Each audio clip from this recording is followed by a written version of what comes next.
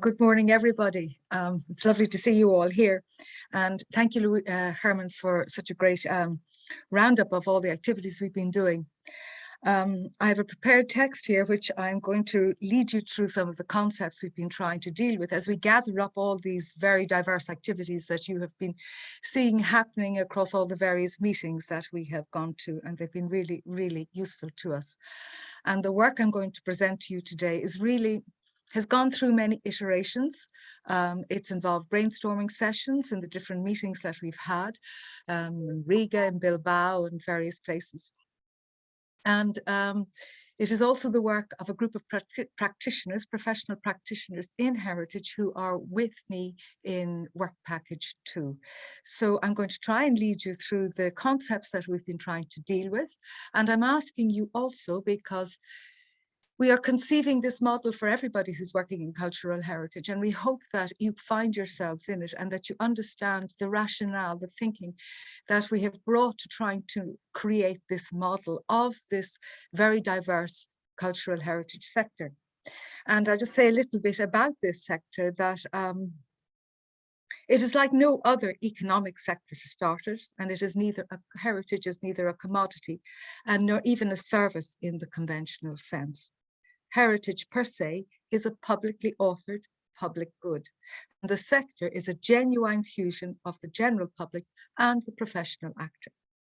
Therefore, in work package 2, where we began by asking ourselves, what do we mean by cultural heritage and who is involved in the cultural heritage sector? And for this, we have had to use a common frame of reference, and we've looked to the Council of Europe's Faro Convention, the Framework Convention on the Value of Cultural Heritage to Society. And it is the starting point for describing heritage-focused activities. This emphasis on social value recognizes that, apart from any of our own professional involvement, we as people are actors in our own heritages. We have a role in the defining and managing of heritage activities within the framework of public action. Already, these concepts must be captured in whatever model we propose. We have to consider how heritage can be leveraged by all actors for our common good, and particularly when this common good can be seen to coincide with or speak to the UN Sustainable Development Goals. And so we have placed social well-being, the common good, as the engine for all heritage-based activities. Could I have the next slide? Thank you. So this is the beginning of our model. This is the engine, we as people. Returning to Faro, heritage by its definition means we people identify with a group of resources that we have inherited from the past as expressions of our traditions, our languages, by our association with places and things as they locate us in the world, both temporally and spatially, and where the past shapes our present and helps us to create our futures. And in this, we see value is conferred, mediated, and transferred as key functions of heritage.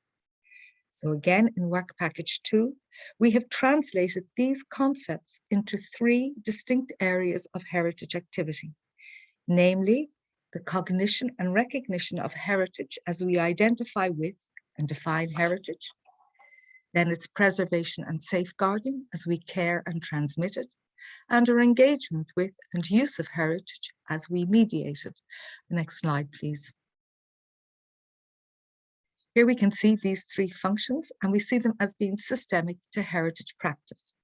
They represent skills and competences core to working in cultural heritage. They form an integral part of any framework for public action, and they must in turn be embedded in 3 further functions. It is knowledge of cultural heritage as it is acquired through education, extended and promoted via research and development. And this in turn must be supported through the mechanisms of participatory governance and policy making, which directly inform the management and integration of heritage with their people. Whether heritage finds expression in tangible or intangible modes, Charter considers the processes to realise and leverage heritage value occurs across a range of actions, activities, skills and competences, which we have clustered into these 6 functional groups. We are proposing that these 6 functions describe the sectoral nature of work in cultural heritage, irrespective of where heritage is seen to reside. The ratio of skills and competences across these 6 functions will depend on one's role or purpose in working in cultural heritage. And so I would think, for instance, myself as a conservator for restorer will require skills, obviously, in core skills in the area that is covered by preservation and safeguarding. But I will also need to know a little bit about governance, the rules that, the laws that cover cultural heritage. I will need to know about how people engage when I'm coming to conserve an object. I need to know how people are going to use it, what values they are bringing to it, how it's going to be mediated. This will affect the choices that a conservator makes when they come to preserving an object. Likewise, a cultural economist, for instance, would see themselves working in the area of governance, policy making, and management. Mostly governance. I was talking to one yesterday. So they will have huge skills in that area, but they will also need to know about the area that they're working in, what constitutes heritage. So they'll have to know a little bit about preservation and safeguarding, and how what happens with engagement and use. Engagement and use is how we mediate heritage back to ourselves through how we interpret it, how we have heritage officers who work with communities who advocate on behalf of heritage, whether it is, as I said, intangible, whether it's from the processions in Santa Semana in Spain to how we go about building our local walls in our landscapes, the kind we saw in Romania, the shingle makers who are using traditional skills, traditional processes to maintain their local heritage. And in fact, this has been really important to all of us to see how local knowledge as well transfers into the places that we live in, and how these are living heritages. So our matrix is embedded in people and the resources which we have inherited, as these resources are necessary to sustaining us and the world we live in. Because heritage is about people and resources, challenges also arise. Conflicts can arise over these very resources and the identities that they generate. Heritage matters. And I think we can see this, as we said earlier, starting out with the terrible tragedy that's occurring in Ukraine. And our thoughts go to the people of Ukraine today. In rising to meet these challenges and any future challenges that we have not yet foreseen, will our model suffice? Will it be able to adapt and encompass new approaches as our understanding of the possibilities of heritage continue to emerge for our societies? So in this next model, we also see, so the next slide, thank you, Juan. We see heritage as a viable social and economic ecosystem whose value is self-perpetuating and self-sustaining. The social value of heritage increases the more we participate. We see this as a continuous cycle of added value, which in turn generates economic activity. This is so unlike the traditional economic models, which are expressed as a linear chain of added value, where from the start point there's the use of resources and raw materials through stages of production and promotion, having consumption of product with its associated waste as end point. And the linear chain has been a traditional function of economic growth. Whereas we propose that cultural heritage is easily transferable to the concepts of the circular economy, which is currently becoming a priority for industrial sectors. Charter sees existing resources as being valued and remaining in use, retaining their agency throughout. This is an innovative approach, and as a strategy, it is inherent to cultural heritage activity. It demonstrates that the circular economy is in fact achievable.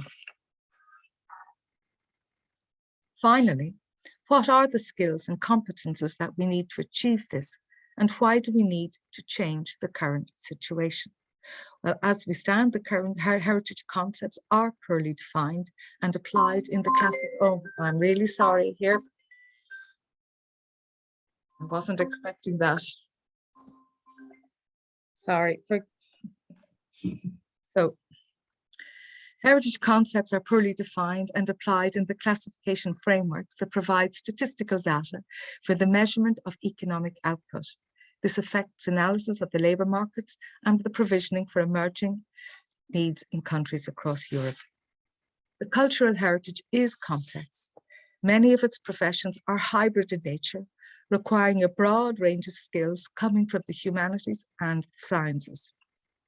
It makes these professions sometimes difficult to delineate from an educational perspective, and likewise to classify them as these frameworks are currently structured. Indeed, many of our cultural heritage professions are invisible to these classification systems. They are inadequately or inappropriately captured data, affects policy making and the provision of education resources. Where skills and competences are discrete to the heritage sector are not properly recognised, and as professional benchmarking and recognition remains opaque, the mobility of the sector is also greatly diminished. We have many skills that are core to the areas that these 6 functions that I have just described, and there are skills that are transversal to them. So we are sorting them out according to these concepts, and we hope that we see yourselves in these models. So I ask yourself, when you come back to feedback, to think about this model, and can you see yourself in this cultural heritage landscape? Thank you very much.